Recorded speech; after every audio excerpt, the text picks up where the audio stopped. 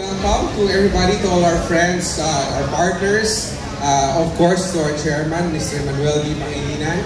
Thank you all for coming. It's a very exciting afternoon for Signal.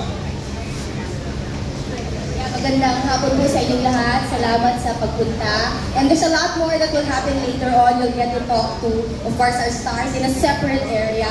But for now, please enjoy the very short program that we have. Mabuti hindi tayo pinag-rampa din, James. Para mahirap yung kayo. Sir, gusto niyo ba? Hindi, okay na. Kaya nakalagay Okay kami na. lahat.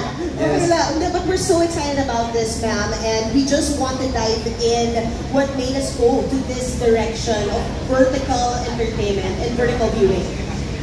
Actually, it was only last year, mga June 2024, when we got introduced to the vertical format. So I was actually in a conference, the biggest telco media conference in Bali, and I saw the numbers, how it was growing in China, how the vertical format was growing in the US, in Asia, in Southeast Asia in particular. And nung inaral namin, I felt that it was such the perfect format for this product that we have. Signal Play has actually been out in the market for 1 year already. But Signal Play carries linear channels. So the channels that you see on the Signal box are actually mirrored in the Signal Play app. It carries live content. It carries VOD or video on demand content, both international and local content. So this was the first time that we thought maybe it should carry shorts. Kasi lumalaki, di ba? Even ako, nanonood ako. Nakakahook! Nakakahook. Dalawang titles sa isang araw. So it took us 1 year to build it, and I congratulate the team for building it. And ang commitment lang namin is that this is more than short videos.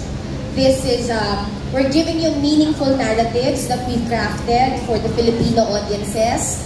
Committed po kami sa quality writing, sa quality directing, at sa quality performances, nakita nyo naman. So I'm very proud of this first 5. We will be launching more actually in the next few months. Because the goal is to scale. So for those of you who haven't downloaded, please download the Signal Play app, both available on the Apple Store and the Google Play Store. Thank you so much, Ms. Jane.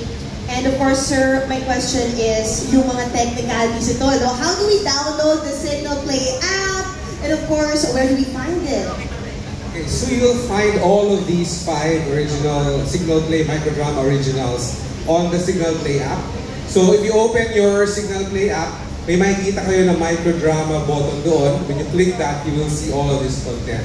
So we built it out to really be the home of Signal Play microdrama originals. And we also have partnered with Dashflix, who our guests are here today. We'd like to thank them for sharing their content with us as well.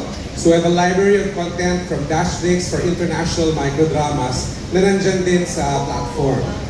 So, it's really built for mobile.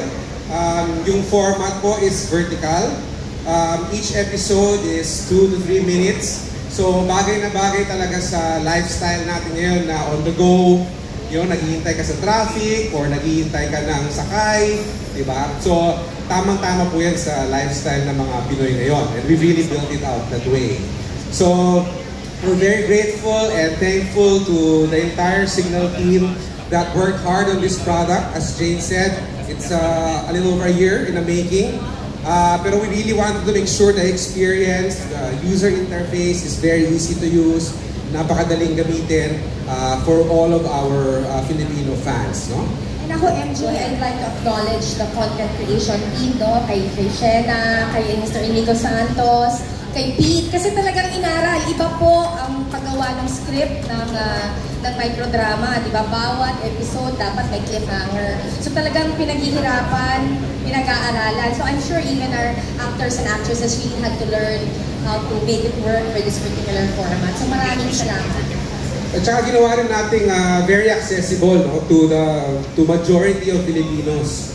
So lahat po ng titles dito sa Signal Play microdrama, yung first 5 episodes po are free. So just go on the app, or sometimes you'll find it on our social media pages. And then if you want to access all of the episodes, it's as low as 20 pesos for a day. So very, very affordable. tamang micro din yung subscription packages natin para po mapanood ng lahat ng Pilipino. Para sobrang dami talagang maka-access and ma-enjoy itong content. Ma'am, sir, thank you so much. But please stay on stage because now we will have the distinct honor of hearing from the visionary leader whose strategic foresight continues to shape the entire media landscape of the Philippines. Yes, indeed, I'm looking at you, sir. It is our immense privilege to welcome the chairman of Media Quest, Mr. Manny D. Pangilinan. Yes, sir. Ang message.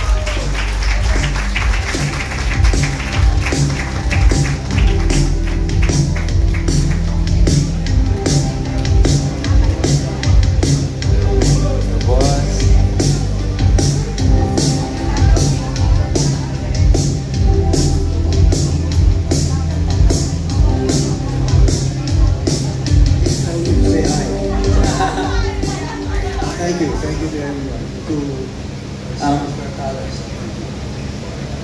Such an honor to have the chairman of Media Quest here. So he's here for the photo op. Yes! Yes, and at this point, of course, may we ask everyone to get ready because this is the moment we're all gonna click flash. Please stand in the middle.